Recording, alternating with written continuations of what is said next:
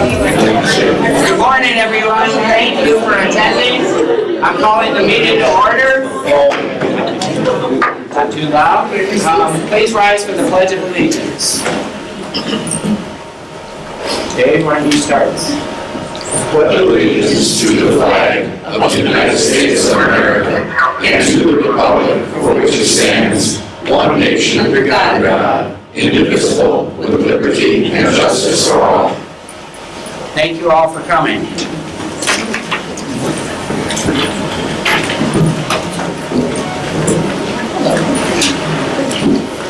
First thing on the agenda, after the Pledge of Allegiance, is public comment. We have our blue sheet, and we have one signed up, Jim Nowacki from Gary, Indiana, who would like to speak about INDOT. Good morning, Mr. President, members of the Commission. I brought my own timer today. Excellent. And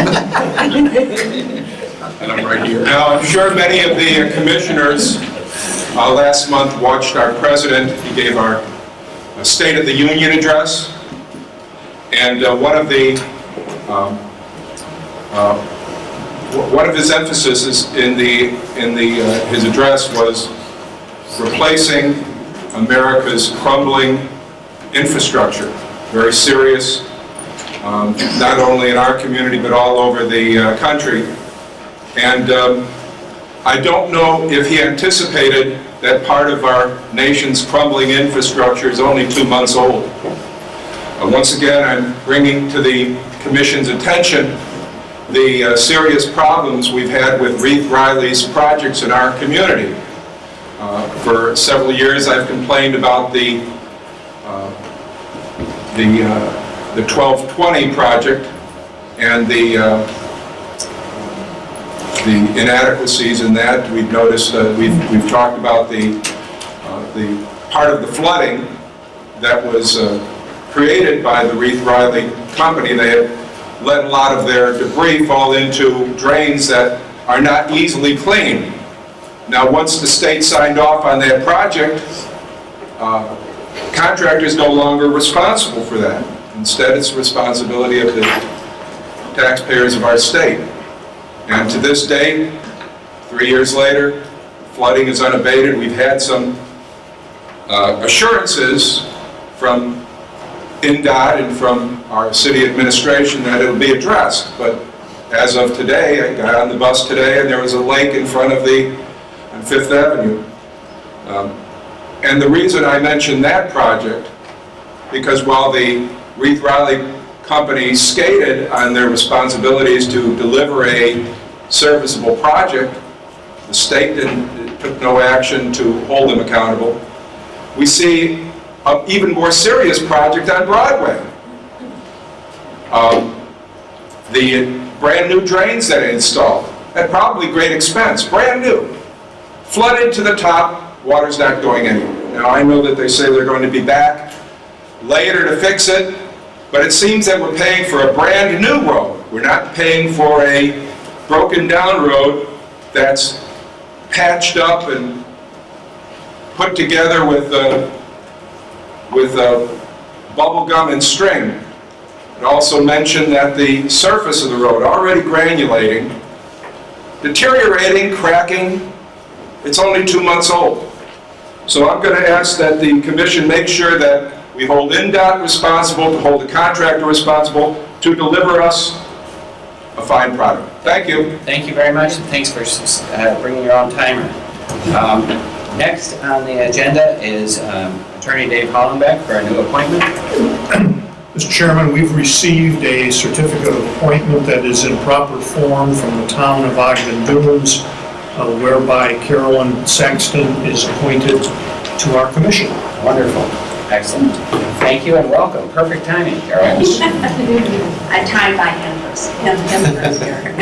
And we'll even get you a name. Okay. Next on the agenda is the approval of the minutes of the January 18th full commission meeting, pages 1 through 4. You received them electronically, and I would entertain a motion. So moved. Second. Any further discussion? All in favor signify by aye. Aye. Any opposed? Great. Next is the report of the Executive Director, Ty Warner. Thank you, Mr. Benson. First of all, before I have a few things to do that are on the agenda, I just want to thank the city of Portage. This really was, obviously, had no idea, and our condolences, of course, to Parkland, Florida, for the shooting that took place there. The presence of a police officer that you may have noticed coming in was not directly because of that. But if you recall, this was an issue that was expressed by several commissioners of being concerned, given that we're all gathered in one place at one time. And so I contacted the city of Portage a couple weeks ago, and just thankful for them to have a police officer presence here. And so I don't want you to be alarmed if you saw the police officer there. They're clearly here for your just protection on a regular basis. So they will be here going forward for commission meetings. So thank you to the city of Portage for providing that. I want to jump right into what's listed there on the agenda. We're very grateful to have someone here that has had a big impact on the region. I think most of you know the Norm Tufford Award was established in 2011 to honor NERC's very first executive director. And just reading directly from the resolution that established that award, the award is given from time to time as appropriate for exceptional dedication and service to NERC for those who emulate the best characteristics of Norman E. Tufford, and the resolution goes into some detail about what that is. There's a plaque in our lobby where you can see the past recipients of this award since 2011. We did not give one last year, but we are very pleased, particularly in regards to having just celebrated our 50th anniversary as an organization, to give the award this year from a selection committee that included myself and Jeff Benson and Dave Schaefer, to someone who actually knew and worked with Norm Tufford. And my predecessor, John Swanson, was very enthusiastic about this recipient's nomination. Let me just read a few of the accomplishments that can summarize what she brought to the region for this, that are worthy of this award. She served as Executive Director of the Lake Michigan Marina Development Commission, which was responsible for planning and coordinating the development of a series of new marinas along the region's shoreline. Served as Executive Director of the Lake Michigan Shoreline Development Commission, which explored opportunities for strategic public investments in shoreline areas. Served as the inaugural Executive Director of the Northwest Indiana Quality of Life Council, which has subsequently evolved into the One Region Initiative. She advocated effectively for safety and modernization improvements to the Borman Expressway in Lake County, and provided leadership to NERC's environmental planning programs. We was staff here from December of 1983 to January of 2000. An early picture is actually on that banner that celebrated our 50 years. And John Swanson, in his comments, recognizing and recommending her for this award, said while he did not actually have the privilege of working with Barbara, who's about to announce her in a minute, he had the occasion to witness her extraordinary work while she served as the Interstate Coordinator for the Northeastern Illinois, well, he served as the Interstate Coordinator for the Northeastern Illinois Planning Commission, and John feels that she was very, very worthy. The commission agreed. Everybody that I've talked to has sung her praises from her past history here, and I have heard her very positively spoken of over my 5 years, and I'm thrilled that she's able to be here today to receive the award, which is Barbara Waxman, who is here today. Barbara.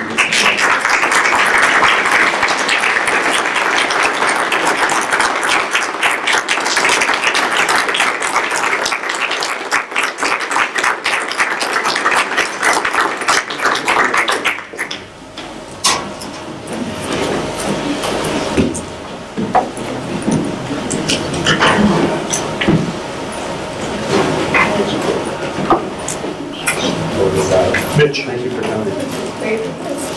I got the official. Sorry.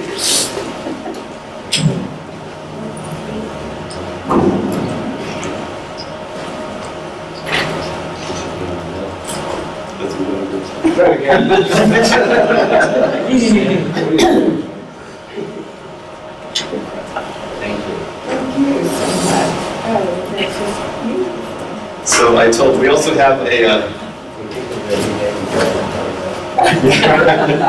Jeff just said we think of her every day when we drive the board. We have a 50th anniversary journal and pen for you as well that has inserted neatly in it, thanks to our graphics person, John Smith, that history which you have on your places of newspaper articles about Barbara's tenure at NERC and all that she accomplished during that time. That's embedded within this journal. There were a few of you that did work with Barbara and did overlap some. I know Dave Hollenbeck and Dave Schaefer, I'm not sure who else, and Kevin. So I've asked Barbara to say a few words, but before I do, I don't want to put anybody on the spot, but if there's anything anybody wants to share about who had Congratulations to you, Barbara, you're very deserving.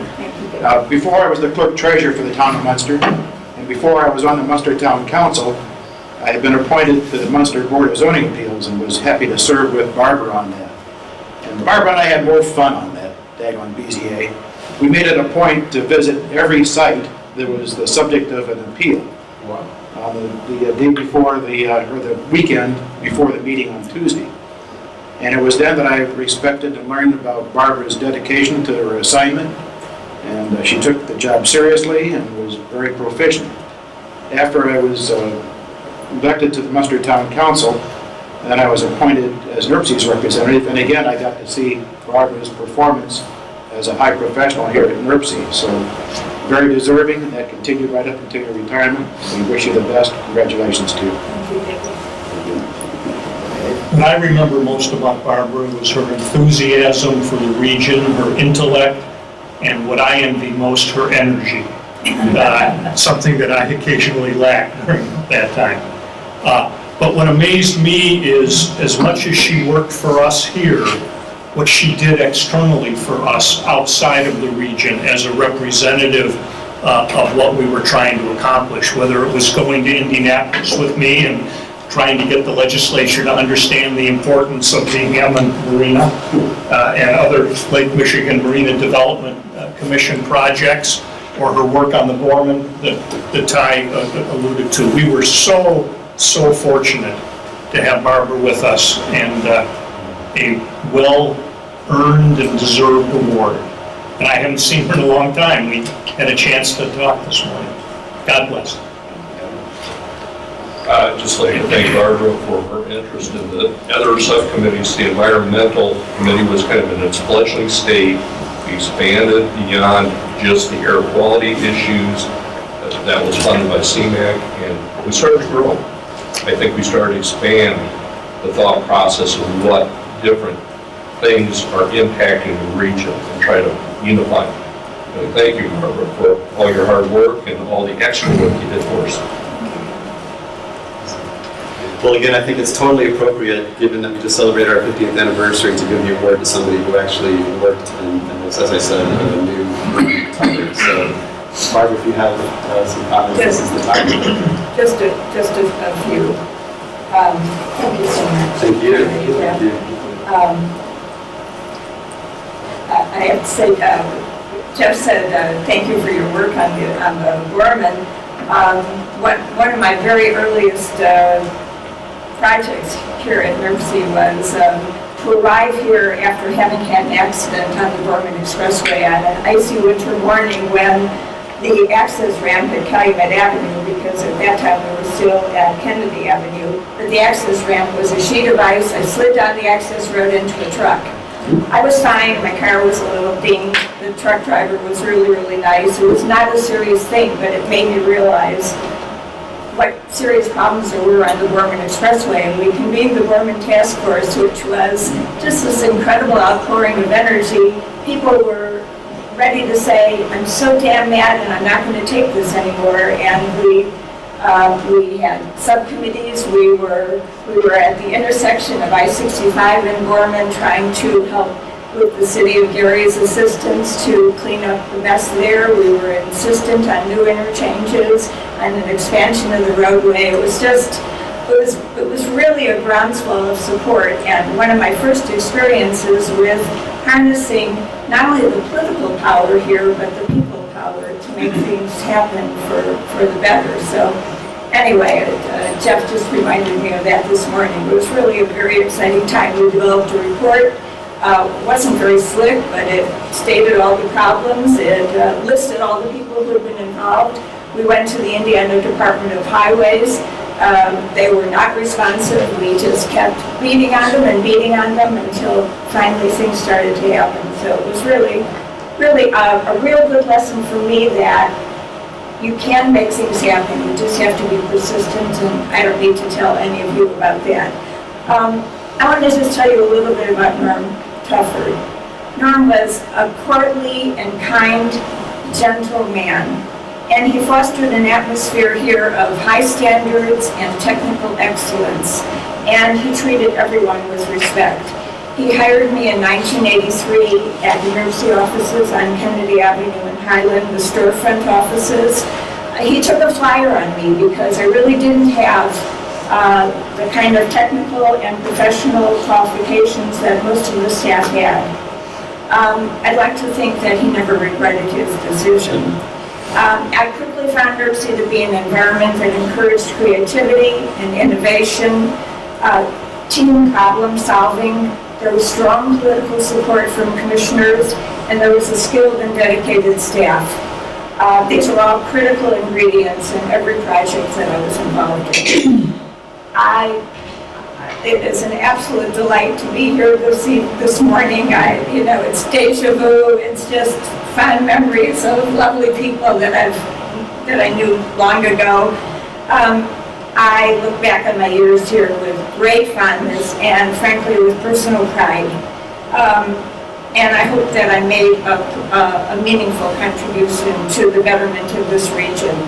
I'm ecstatic about this award. I'm truly delighted, and I'm very grateful for the lovely comments this morning and the beautiful booklet, the award, and just for your recognizing me after all these years. Thank you so very much.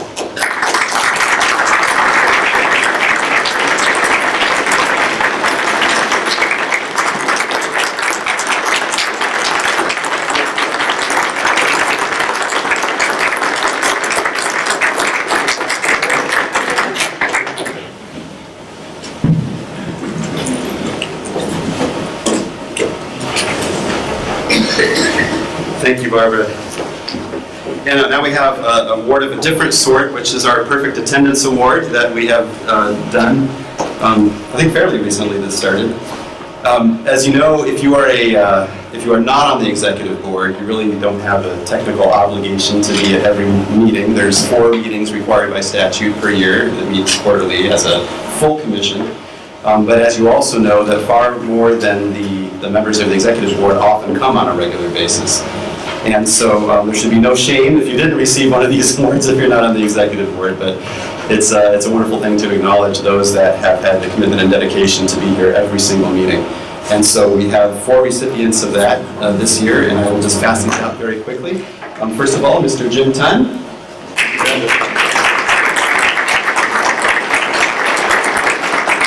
George Stoppel.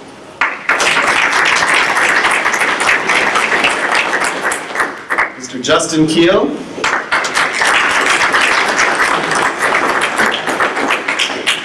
And Mr. Jeff Benson. So. What's that?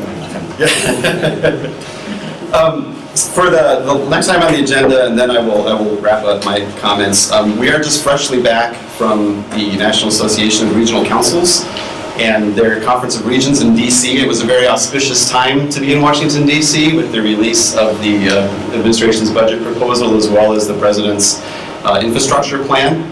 And so it was a great time to be there, and although everybody's still sort of processing the ramifications of what that all means, just some initial quick thoughts about all of that. And I'll try to do this very briefly, but I just want to give you a heads up of what the proposal contains and what it means. First, the infrastructure proposal, and then a quick word about the budget proposal. First thing to say is that it's not what is proposed and what's out there. If you did get a chance to read it or read about it, it's not a replacement for the current funding mechanisms. It's, as one of the speakers from the USDOT said during the conference, its intention is to help the backlog of projects. So the proposal is for $200 billion. That's to be leveraged into $1.5 trillion. That's the intention. The way that $200 billion is broken down just very quickly is $100 billion in incentives it's meant to reward local populations for creating new sources of revenue. I'll say more of that in a minute. $50 billion, or 25% of that $200 billion, is specifically for rural areas. Another 10% of that $200 billion or $20 billion is for transformative projects. This includes things like autonomous vehicles, connected vehicles, things that are disruptor type technologies. And then another 10% for lending programs like the transportation TIFIA grants, loans and grants to help accelerate projects, but they are loans that have to be paid back. And then the remaining 10% is spread across various programs in the toolbox. That's the $200 billion in a nutshell of how it's broken down. Just some quick assessments about that to step down from that breakdown though. That $200 billion, the source of that funding is not actually identified. So that's of course something that has to happen. And the other issue is that $200 billion to leverage it into $1.5 billion, trillion, excuse me, thank you. T's are important. The 1.5 trillion is basically leveraged by accessing more local funds. So the projects under that, you're used to an 80-20 split, 80% federal share, 20% local. Under this proposal, it's reversed. 20% federal funds for 80% of your contributions to access those funds. Moving from that to the budget proposal, no surprise, but it zeroes out the capital investment grants, which includes the New Starts program, which are critical for the South Shore line, and also eliminates the Economic Development Administration, of which we're seeking designation. But I think the word from Washington, D.C., as we've been there, is very clear that these are the launches of conversations. Nobody sees these as being the final product. Basically, it's been said over and over again, the budget as proposed has pretty much a zero chance of, I think that's typical anyway, but a 0% chance of passing in its present form. And this was confirmed in the visits that we had on the Hill. We had personal visits with Congressman Viscoski, Senator Young, and Congressman Walorski, all of which were very, very helpful. And what I think a message from those visits is that, and what I was very encouraged by, is they're all extremely united in pushing forward on the South Shore line, on these capital investment grants. They're on board, pardon the pun, but they're all on board and very unified. In fact, Congressman Viscoski told us he couldn't be happier with the bipartisan cooperation and the Indiana delegation in trying to move that ahead. In fact, as we told him, we were meeting with the other folks later that day, his comment was he's not sure what more everybody can do. Everybody has been so active and supportive of those projects. So that's really, really good news.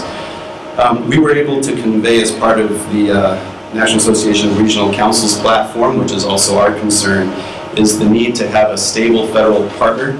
Again, with funds not being identified on the federal level for that money, let alone sustainable monies into the future. Once the FAST Act expires in 2020, that's a critical concern. And so having a reliable, sustainable source of funding is important. And as we've talked about here on occasion, Indiana was just heroic, in fact, in passing the infrastructure bill and actually addressing the issue of a state gas tax. We heard from those on the Hill that Indiana is being seen as a leader in this, thanks to their work on this. There hasn't been another, at least yet, viable method of something other than the federal gas tax increase to help pay for this. Of course, there's not a whole lot of appetite for being the first one out to try to propose an increase in gas tax. However, even while we were waiting in the waiting room of Senator Young, there was a publication right on the coffee table that Justin and I were reading, and I think Dave dived into it too, that right on the cover story was about Republicans' openness to start discussing increasing the gas tax. So, and you're right, exactly, thank you, Jeff. Reminded me of the U.S. Chamber, who's made a proposal to increase the gas tax by 25% and then index it every year thereafter. And given that price of gas used to be here and now it's down here, comment is made that folks would likely not actually notice that difference because they're still ahead of what it was a matter of years ago. So I think my takeaway from all that is that infrastructure is definitely a part of the conversation in Washington, D.C., which is extremely good and good timing right now. And then the other takeaway, as I said, is that how united our delegates are in trying to work for the issues of the capital investment grants and try to solve this issue overall for Indiana. So that's my quick takeaway. I don't know if Dave, Jeff, Justin, that's who I didn't see who all went. Dave Schaefer, Jeff Benson, Justin Keel.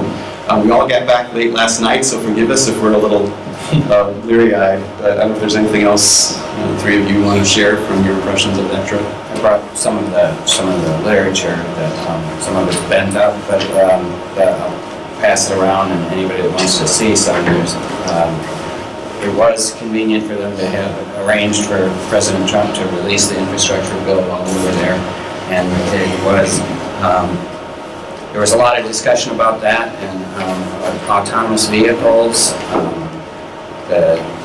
They asked us. They asked us if our region was planning for these, and I had to answer no. But one of the requirements for autonomous vehicles is perfect roads with perfect signage and perfect stripes and visible all the time. And I think we would all like that for even the ones that are still driving our cars. But trying to figure out how to pay for all that is key. So, Dave? We, in addition to our own visits on the Hill, we talked to other delegates at the conference who had similar visits, and the theme that seemed to be prevalent was this great frustration on both sides of the aisle for not being able to get things done. They are just so deeply involved in the politics that they are overlooking the importance of the issues that are before them, or so it seems. And privately, there is great frustration there. Jeff also has some photographs that he has promised not to post on his website or anything, but if he does do so, please remember that I was just I was listening all the time, even though my eyes might have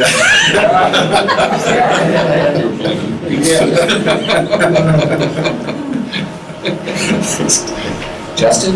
I would add that the proposal from the president also included a discussion about removing some of the regulations that the federal government imposes on some of these projects.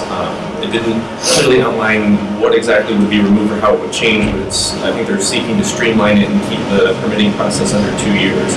So potentially that could reduce costs for some local governments as they're working on projects. Notably missing from the president's proposal was shoring up the highway trust fund.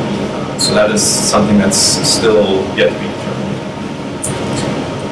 But I just like to comment, coming from Europe, the gas tax has been a thing that's covered our infrastructure for many, many years, you know, and people are used to it because they have better infrastructure because of it. The chamber, as Ty said, has a proposal to increase it by 25 cents, but they also have a proposal that it would go for 5 years and then sunset, partly the non-indexed, yeah, and be indexed, which are all things that need to. It hasn't been raised since 1993. That's right. Yeah, so 18 cents. And they have, again, I didn't mean to turn this into a pitch or debate on the gas tax itself, but one of their statistics in that is that they've done the calculations that if it was that much of an increase, that would affect, I shouldn't say only because not everybody has the ability to absorb these costs, but it translates to $9 per month extra in fuel expenses. But what they weigh that against is the studies of what is the typical payment per year in realigning your vehicle, impact of potholes, etc., which is between $400 and $500. So $9 per month versus $400 to $500 is what they've been trying to make that case for. And they've been lobbying very hard, which is encouraging. So, of course, we'll be working very closely to monitor that and see where that goes into the future. Yes, Bob? On the business news this morning, you mentioned 2 years for permits. They were saying on the news that it takes 10 years to get a permit approved and then takes 2 years to do the project. So that would be a big hurdle to eliminate. That's all my comments, although I did forget to say earlier, if you could all please try to use the microphones on the table. We have something that we're doing new, which is that little, we thank ACOA for not ACO, for the transmission of these meetings on local cable channel, but to the left of that camera, you see a skinny device over there that is actually live streaming this meeting, which is something new we've started doing, so. Thanks, now you tell me. I'm sorry. So you can go to our YouTube site and YouTube channel and see the live stream of meetings. And we've predominantly done it, I think, for TPC and these meetings. And we've done things like the Volkswagen mitigation settlement meeting that was hosted here. We live streamed that as well. So for those purposes, you may be able to hear each other here. So even if it's not so much for the speaker, for anybody who happens to be on YouTube, they're going to have difficulty hearing you if you don't get somewhere close to one of these microphones. Thanks. Okay. So next is the report of the chair and committee assignments. So a few years ago, under the leadership of Blair Milo, and with a lot of input from the commission and staff, the committees were rearranged. And we are still adjusting as they find they work or don't work. And last month, we asked everyone to think about what committee you wanted to be on. Ty sent out a Google form for your input. We acknowledged your input and have assigned you. So let's see, take some of that way. So if you have a problem with this, first let me say that every commissioner and anyone in the public is welcome to attend any committee meetings, or all of them if you have that much time. The really important ones are the TROC committees, TPC, environmental management. They're all important, but TROC is where the fights occur for the money. And where they're allocated, and they're approved at the TPC meeting to make sure that it follows the guidelines of the 2040 plan and all the other plans. And then they come here to this commission for our final approval. But I've assigned chairs, vice chairs, and each commissioner is on 2 committees. And so, Bob, yes? I'm going to have to decline the chair you appointed me to due to the fact that I'm up for re-election this year, and I'm going to dedicate myself to my campaign, and so I would like to be removed as chair from that outreach committee. Okay, all right. Thank you. We thought you'd be a good cheerleader for that. Maybe next year if I get re-elected. Okay, all right, well, we'll work on that, so. If there's any other crucial things, you could either email me or Ty or Mary Thorne, and we'll negotiate. Just 2 very quick sort of logistical things. We'll send this out electronically to all the commissioners that couldn't be here. Obviously, not everybody's here today, but Jeff assigned everyone to a committee. And secondly, I do know there's a few spelling errors. We'll get those corrected as well. I know we fixed one, but there's a few more, so do not fret.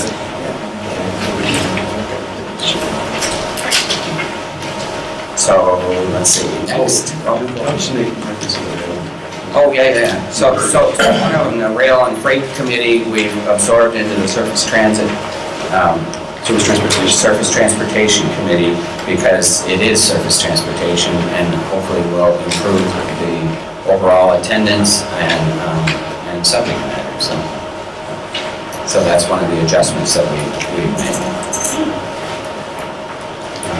Next, so thank you all for your service on those committees. We appreciate it.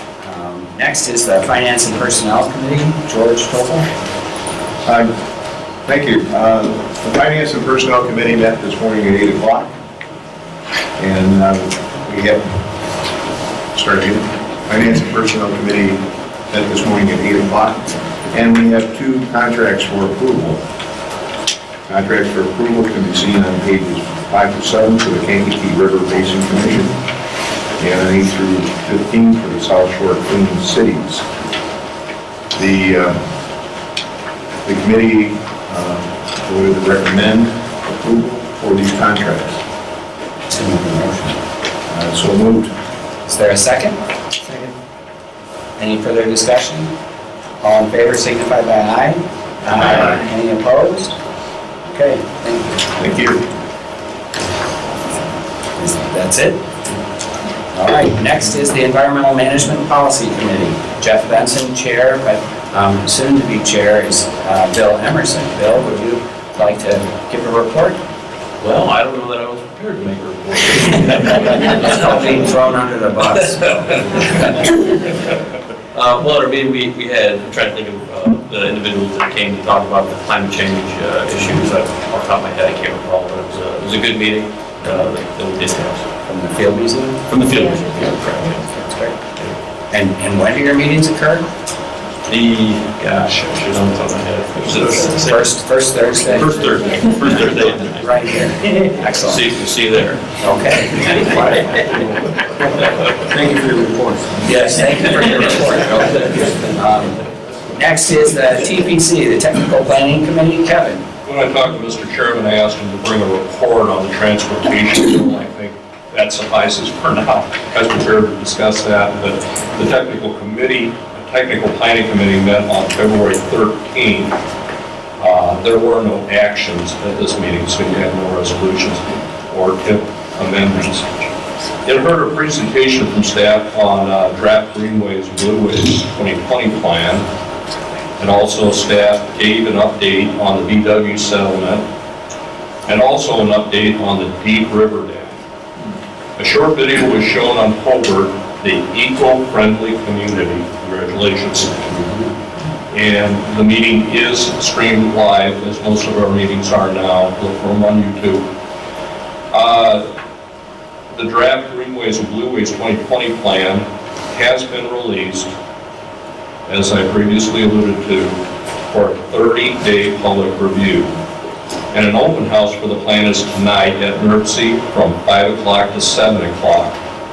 Ms. Barloga will now present on the draft plan and take questions afterward. Thank you, Kevin. Good morning. Good morning. Good morning. Gabrielle, can you please hit that bank of lights? Yeah, sure, both of them. They don't need to see me. Very good. All right. Today, I'm bringing before you the draft plan of the Greenways and Blueways document, our 2020 update. And I brought this up to you before, and so I'm not going to belabor too much of the background, but I'm going to give you an overview of what you can expect within the document today. As for a very brief background, what we did here at NERC is that we had two planning efforts that have been poised for an update. The first one being our ped and pedal plan, which goes back to the 1970s with the first bikeways plan, and then of course into the ped and pedal document. Of course, this was released back in 2010. And the Greenways and Blueways effort was our first comprehensive effort to analyze conservation areas, open space opportunities, and water trail opportunities in Northwest Indiana, and that was released in 2007. Now, at our level at NERC, we always had a concern about what do we do with the word greenways. Greenways is a very large definition. It involves many different activities. You talk about conservation, you talk about passive active recreation, and you even get into transportation issues as well, dealing with non-motorized trails. So the idea between myself and Kathy Luther at the Environmental Department was to say, let's just bring it all together under one document, and that's what we have done. We are bringing it under three major headings. They include conservation, recreation, and transportation. Easy enough for everyone to remember. And of course, the challenge is, how do we make these work on an integrated level? As for the plan breakdown itself, we expand beyond those goals and objectives that were first talked about in the 2040 Comprehensive Regional Plan and update many of the recommendations that are in this plan.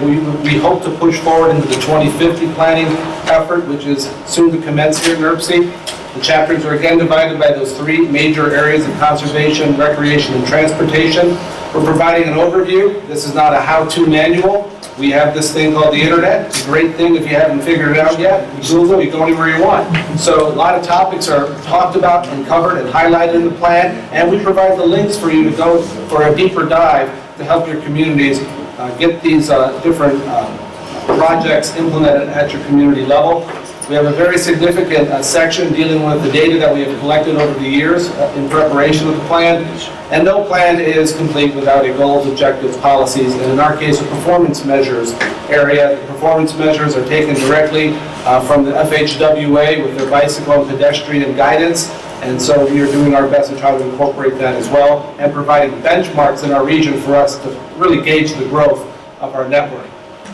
Brief overview of conservation. The map that you see here identifies 9 potential conservation hotspot corridors that we have identified in this region for significant focus and investment in Northwest Indiana going forward. They include the Grand Calumet area of concern, which is up in the northwest corner of Lake County in the Whiting vicinity, the Indiana Dunes, the Moraine Forest. This is the Valparaiso Moraine area that stretches from central Porter County into northern LaPorte County. The Hoosier Prairie, Oak Ridge Prairie, this is the north central west part of Lake County, Hobart Marsh and Deep River, Founders and Cedar Creek watersheds, these are in the Cedar Lake vicinity, Kingsbury out in LaPorte County, the Kankakee Marsh along the river, and the Little Calumet River corridor, which is a significant opportunity for new development, new conservation, and new enjoyment because it does stretch all the way pretty much throughout the entire Northwest Indiana area. Speaking of recreation, of course, right here is where we have talked in detail about our off-road trail network, not only land but at sea. On the land, of course, we have many corridors in our region. You're all familiar with them. Many of you enjoy them and have helped promote them. And in that case, really is a massive success story in Northwest Indiana, where we only had about 13 miles on the ground and we're over 160 miles today in as little as 20 years. So this gives you an update of where we're at with those major corridors. Of course, we have our priority trail corridor map. This map has been in existence since the late 90s, pretty much going on 20 years itself, and it has been updated, and as every good plan needs to be revisited and, of course, talk about where the investments need to be spent. Everything on this map in blue are corridors that are either built or funded. We have 2 major priority corridors that are identified, the Marquette Greenway along Lake Michigan and the American Discovery Trail, a short little ride from Delaware to California, which does come through our region on the south side. And we have, of course, all sorts of different priorities. And those who are in the know, those who have applied, and those who have been able to receive money from NERC over the years, every non-motorized trail project that we receive pretty much goes right up against this priority corridor map, and we have been able to successfully distribute the investment throughout the region because of this map. In my estimation, over $40 million since the map's released in the late 90s. And then we also talk about Blueways. That's, of course, a real big success story from the Greenways and Blueways plan. It was our first attempt at identifying the potential waterways in Northwest Indiana, and it has been a rousing success with the development of the Northwest Indiana Paddling Association, nearly 500 strong, doing their own advocacy work and stewardship in the region. We identify what those 15 corridors are, and here they are again. I always tell people, Blueways are wonderful because they're already there. You just got to get to them, okay? Trails you have to build. These, you just have to figure out a way of getting down to them. The darker blue areas are those waterways that we have had significant investment and work on in the region, including, of course, Lake Michigan and the Kankakee River corridor, the Little Calumet River as well, and some of Deep River and Trail Creek in Michigan City. But we have many other corridors that are of potential development, especially West Creek and Cedar Creek, and Plum and Hart Ditch over in the western side of Lake County. So wonderful opportunities still exist, especially right here in central Porter County with Salt Creek. Every good plan has a good data section. We certainly have one. We did many surveys back in 2015. We did online surveys. We did surveys on the trail, talking to people about their preferences. We talked to people who are in the canoes and kayaks and talked about how often they use our waterways and what are the opportunities for new waterway development. And so we have a significant data site collection, and we also have the culmination of trail counts in our region. And I have pushed this with many of your staff in this region, and it's been a growing success for us. Hammond is the latest one to get on board with it in purchasing trail counters along our networks. This is a pie chart that shows you the distribution of users throughout the Northwest Indiana area on a number of our trails. As of today, we have about 15 counters that are out there. They simply track your motion, okay? So we have to make sure we install them at a place where we don't have rabbits or any type of small creatures jacking up our numbers. So thankfully, we're doing well in that regard, and it's been a success in the sense of gauging how many people are using it and how often. And we're more than happy at NERC to get these counters installed for you and to actually do the data counts for you on a regular basis. So if you need more information about that, you know where to find me. Okay, moving on. Transportation, the final major component of the plan.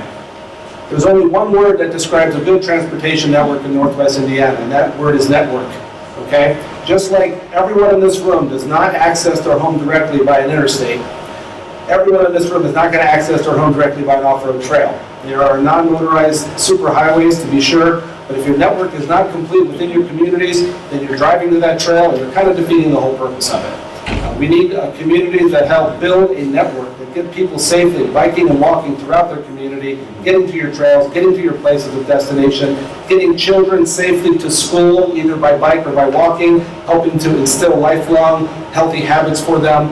Again, it has to be a holistic approach. What does this network look like?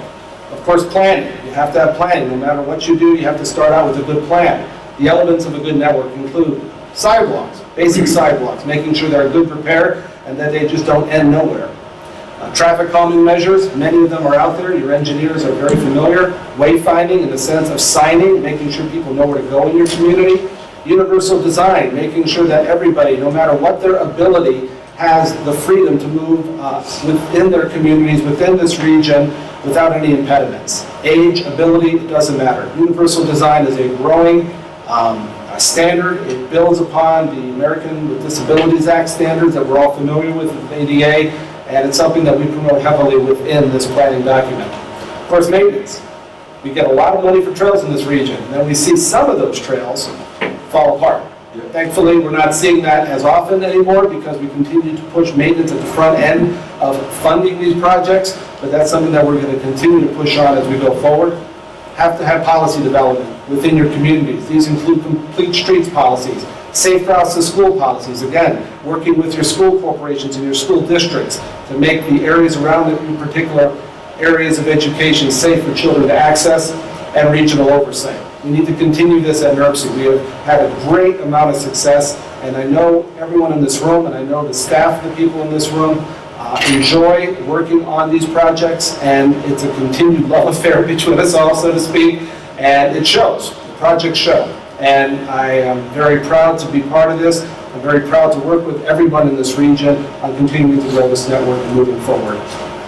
We have an integration chapter, bringing it all together. You have these three distinct planning areas. How do you make them work? We talked about a spectrum of uses.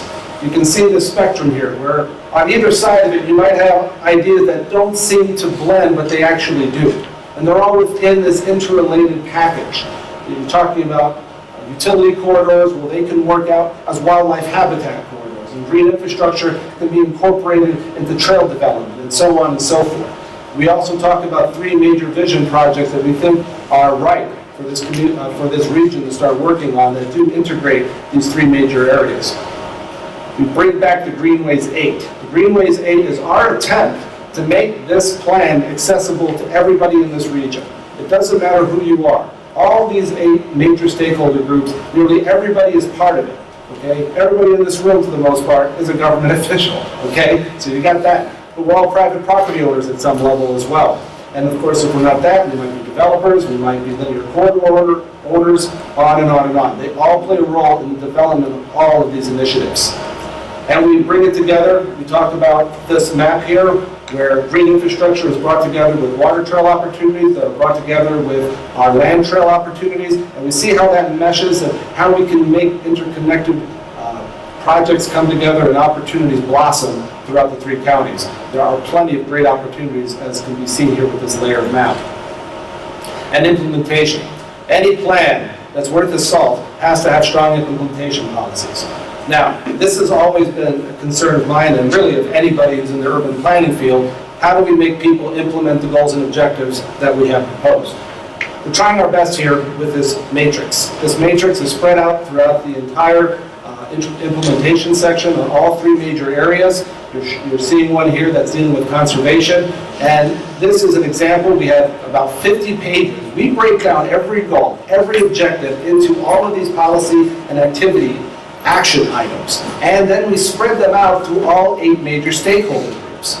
So it doesn't matter who you are, you can find out right now what you can do for that particular objective to be satisfied. Instead of trying to wade through policy after policy and goal after goal, basically having yourself a massive migraine when you're done with it. We understand how policies and how plans can work, and they can work to the detriment of making communities better. We're trying here to make it more accessible, that anybody at any level, it doesn't matter what kind of experience you have with major planning initiatives, but anyone can take a proactive and a low-hanging fruit action today, and we're trying to make that clear through all these charts and matrices. So what are the next steps beyond this presentation? The draft Greenways and Blueways 2020 plan is now online at the NERC website in its totality. If you require a hard copy, please see me. We can accommodate you. The public comment period is open until March 2nd. We will have a review of this plan, if everything goes in order, at the March Pedal Committee meeting and the Environmental Management Policy Committee meeting, both convening on March 1st. The recommendation will then be put forward by the Technical Planning Committee to the Commission at next month's meeting. And again, there's an asterisk there. This plan was supposed to be approved a year ago. We had significant comments come forward that delayed it. We take all these comments seriously. And so if comments come forward, we're going to make sure that we accommodate them, and if we have to delay, we'll delay. But we're not going to delay another year, trust me. We're putting this on the fast track now. We have some great recommendations here. We also have another planning process, a 2050 process that's moving up against us, so we want to make sure we get this in order before we move to 2050. And with that said, I really thank you for your attention. I'm more than happy to take any questions. Ian, hit the lights, please. Thank you. Questions? Yes, Mayor. Is there any plan, I mean, I know you focus on the trails and the blueways, and that's great. Do we have any, Imagination Glen in Portage is an outstanding mountain bike trail, off-road trail. And outside of Imagination Glen, in Lake County, Porter County, there's no other outdoor mountain biking trails like that. I know over in Illinois, they have a great one in Palos. Up in Michigan, they have dozens and dozens of great ones. I think in South Bend is the closest one outside of that. Is there any plan, I know you're obviously a big cyclist, is there any plan for something like that, or we ever think about that? There was one in Portage, in Thornton, that I used all the time, and it was actively used by probably 100 people, and the trails were taken care of, and it was outstanding. And the Thornton Park District went out there in September and completely destroyed it. Tore it up with tractors, probably did more environmental damage during the tear-up phase than any of the mountain bikers ever did using it. And it's heartbreaking to see that, and then you look in Lake and Porter County, and there's really, outside of Imagination Glen, there's no options, and there's plenty of opportunities. It's just never really gone forward. I was wondering if you ever thought about that. Thank you for the comment. This is an expedited presentation. We talk about mountain bike trails in the plan itself. We have a specific section. We even talked about equestrian trails for that matter. Now, regarding the mountain bike, we of course have Big Marsh right across the state line in Illinois. But that's more BMX than... And that's becoming very popular in its own right. But Imagination Glen is phenomenal. We also have Bloom County Park in LaPorte County that offers a course. We have to be very careful about planning those proactively because communities need to be brought in at the front line of that.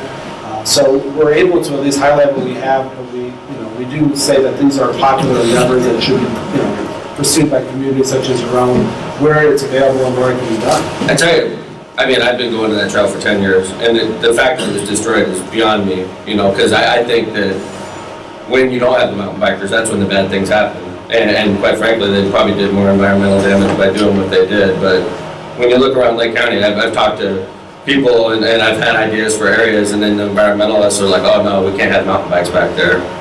Why? I just don't get it. And why can't these groups coexist with each other? And when you look at Lake and Porter counties, for as big as the counties are, we really have very few options in that regard. So you're right. I just wanted to put it on your radar. I appreciate you. Well, thank you. And again, we also have that same concern with equestrian trails. We have a lot of people that have horse farms and so forth in the south part of our region, and we need more opportunities in that regard too.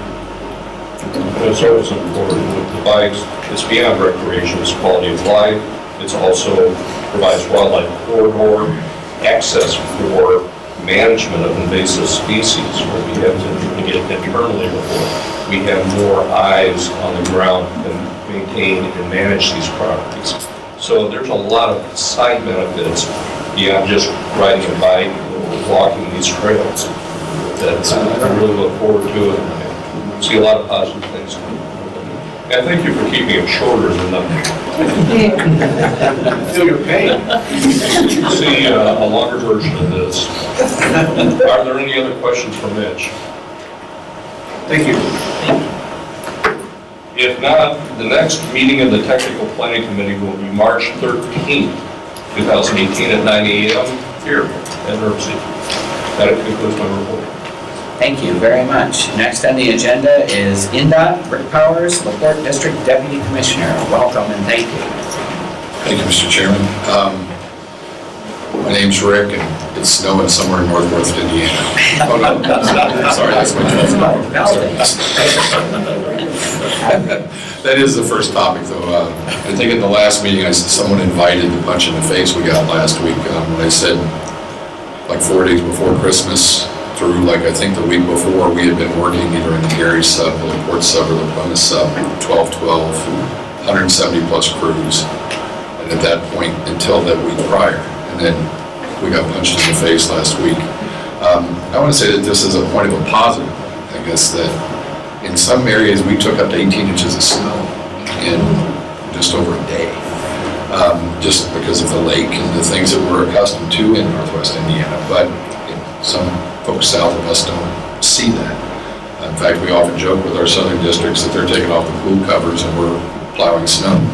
And that's kind of the way it is, and an understanding of that and what we have to deal with is just that real. So now, of course, with this break, when the London fog lifts, you're going to find potholes, you're going to find street or pavement markings on 65 in our construction areas that are worn. But we'll be focusing on them as much as we can between bouts because, as you all know, again, we know winter is not done with us yet. And I said that last time I was here. But the good side of this is I will say that for those of you who watch the mainstream media on, it was Friday, trying to think what day it was, it actually hit us. It was the people that were driving, if you will, in the interstates, you saw people stayed home. And although the roads were slow, they were passable. And again, we never look for dry pavement up here during that type of event because it's not realistic. When we deplete our snow or deplete our salt barns like immediately, and you might see a cloud of white and then it would be covered. So given everything that took place, I would say what probably worked most effectively beyond the people in the plows, which obviously always work most effectively for us and that hard work that they put in, was we saw, I think, 1 million hits on our Facebook page. Northwest Indiana, our region, our district specifically, has 70,000+ followers. In fact, Amy Stanley's here, who is our community outreach, works with Matt. Actually, she's here actually filling in for Matt. And we are hiring a PIO, because ours left recently, for the first time, I think, right out of school, if you will, that has an understanding of social media and those analytics, if you will. What does it mean to reach 1 million people via social media? We've heard Twitter to death, you know what to do. Facebook and us having the following that we have. When Matt actually came to me and said we had 1 million hits during that storm, that people were looking, using our cameras, our drivers, taking pictures of various conditions and various spots, we are going to leverage that right into the construction season and start doing some Facebook Live type events, if you will, live streaming. I actually thought about this when Ty was speaking, that we're going to take advantage of that because we know, and I hope there anybody behind me that may take offense to this, but I think mainstream media has already turned to the point of trolling social media to find stories because that's what we're covering. And we know that that's an information resource that still, for those I would say, unfortunately, of my own generation, don't use or leverage as much as those that are coming behind us. That's where they look for information. That's where they look for road conditions. And that's where we are going to focus our attention in getting there, not only in weather events, but what we're doing with construction. Because traveling soon, although there's snow on the ground, soon the barrels will reappear. In fact, the I-65 expansion project, believe it or not, is resuming this month. So with that said, in fact, there's a quote, we should have announced this, I guess, earlier, that we're going to close 137th Avenue Bridge over I-65 for resurfacing on the 22nd of February for about 8 weeks. So again, that's coming, and we're in the midst of winter, dealing with potholes, dealing with pavement markings and all of those things. So we are busy at NDOT.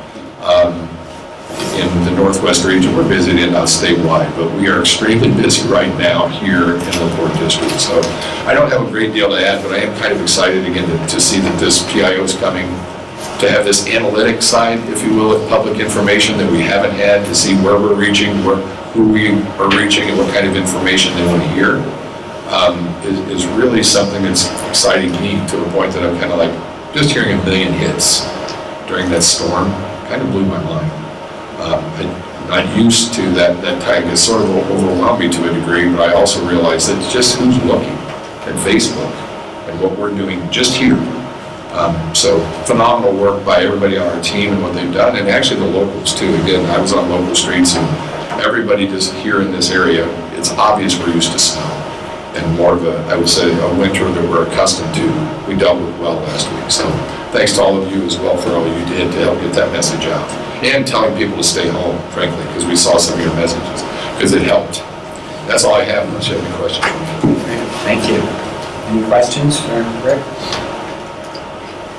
Okay. Next, Legislative Committee, Mary Tanis. First of all, I want to thank you for reappointing me to the Legislative Committee, co-chairing with Mayor Tom McDermott, and I do appreciate that. I will be going down to Indianapolis all day Monday to do some lobbying with some of our local legislators and attending Third House meetings when they come back after the session. One thing that I wanted to bring to your attention is that we have a new issue that we need to be really concerned of, especially in light of what's happened over the past couple of days, and that's a police pension.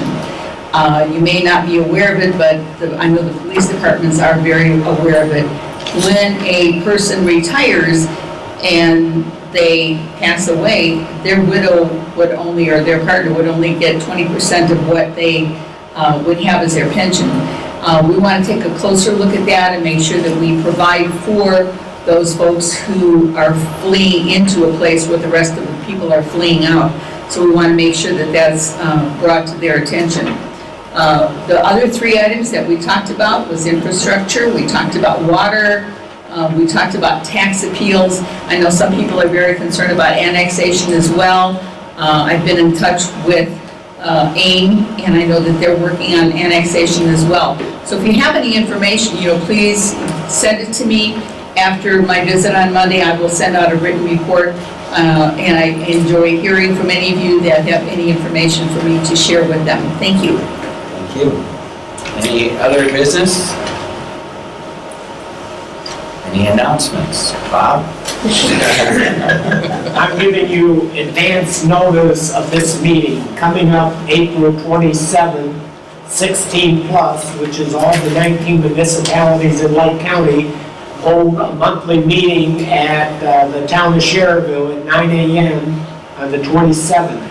Our new chief of police, Dave Coulson, arranged for our new United States attorney to come and speak to us on the 27th. So mark your calendars, anybody's welcome to come to our meeting. That will take place April 27th, 2018 in the town of Schererville. Okay. Mr. Chair? Yes. I apologize that this has been announced previously. I was in Indianapolis at the last meeting. However, Chesterton was named a top Indiana town by Expedia. They selected one town out of every state. It was Chesterton, Indiana. Congratulations.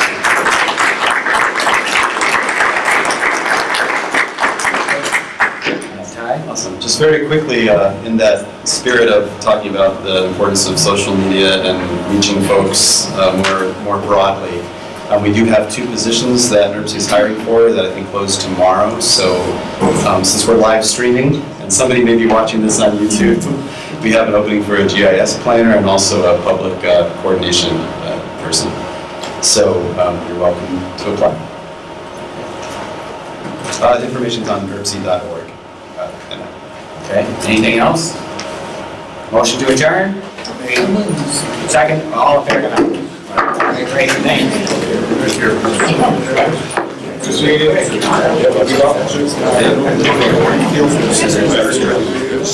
you.